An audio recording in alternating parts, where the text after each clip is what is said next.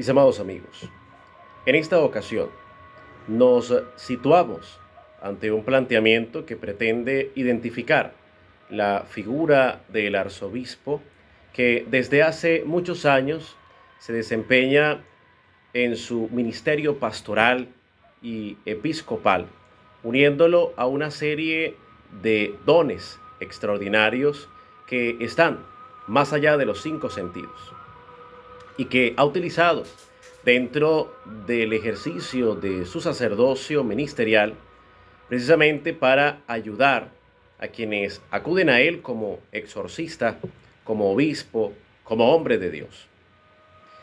Y en el proceso contemplamos a un obispo que se adelanta en el futuro a diversos acontecimientos por medio de sueños, visiones, intuiciones y revelaciones de diversa índole, siempre buscando una intervención divina mediante la oración, la penitencia, el ayuno, el combate con el demonio, por medio incluso del exorcismo, las plegarias especiales y de la Santa Eucaristía.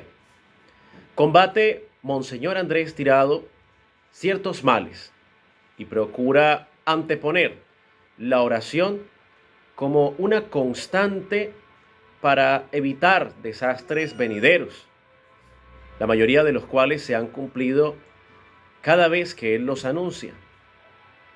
Pero ¿es el arzobispo Andrés Tirado Pérez un profeta? Acompáñenme en esta reflexión. Estamos acostumbrados a recordar a los profetas como personas del pasado, como hombres ungidos por Dios nuestro Señor y marcados para hablar en su nombre a las naciones y advertir desastres y acontecimientos futuros. En clave teológica, nosotros sabemos que quien da cumplimiento a todas esas profecías anunciadas en el Antiguo Testamento es Jesucristo nuestro Señor. Conocemos los contextos históricos particulares de cada profecía en el pasado. Jesucristo nos dice que el profeta más grande es Juan el Bautista, precisamente porque es el precursor directo de Jesús, Jesús de Nazaret.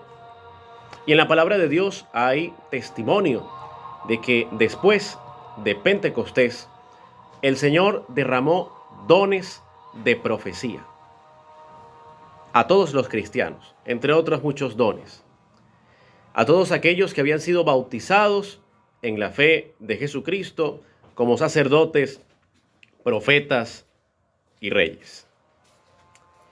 Y también el apóstol Pablo habla en la palabra de Dios de la diversidad de los dones. Y el mismo catecismo de la Iglesia Católica avala las revelaciones particulares en los numerales 66 y 67 del catecismo. No obstante, mis hermanos, también en nuestra psicología católica está impresa la imagen profética de algunos santos que tuvieron tales dones y precisamente por lo mismo fueron incomprendidos, fueron perseguidos, fueron calumniados, como la historia, por ejemplo, de San Pío de Pietrelcina, perseguido por el Santo Oficio, lo que es hoy la Congregación para la Doctrina de la Fe en el Vaticano, perseguido por su propia congregación de los frailes capuchinos, acusado de ser un hechicero, porque poseía dones de bilocación, podía estar en dos lugares al mismo tiempo, tenía dones de profecía, se podía adelantar en el futuro a varios acontecimientos y advertir inclusive en nombre de Dios de diversas situaciones y ayudar a la gente. Incluso podía saber los soldados que habían muerto en la guerra y aquellos que sobrevivirían y aquellos que no. Con sus dones frustró muchas veces suicidios en diferentes partes del mundo, en diferentes países, y al mismo tiempo se encontraba enclaustrado, retenido por orden del Santo Oficio, y lo tenían recluido en su celda. El Padre Pío tenía dones para saber los pecados de la gente cuando iban a confesarse y se los anunciaba por adelantado, sobre todo para fomentar un auténtico arrepentimiento, y lograba que estos se convirtieran y que pidieran perdón al Señor por sus faltas. Adicionalmente, se sabe que tuvo los estigmas de Cristo, las señales del Señor en sus manos, en sus pies, en su costado. Y de sus heridas manaba una fragancia de perfume como si viniera de 1.000.000 de incensarios. Así lo describieron innumerables testigos durante toda su vida. También el Padre Pío fue un poderoso exorcista que combatió al demonio en toda su vida y a cambio recibió crueles torturas en su habitación, sacudidas espirituales, físicas, golpes, quemaduras, privaciones en la cama, etc.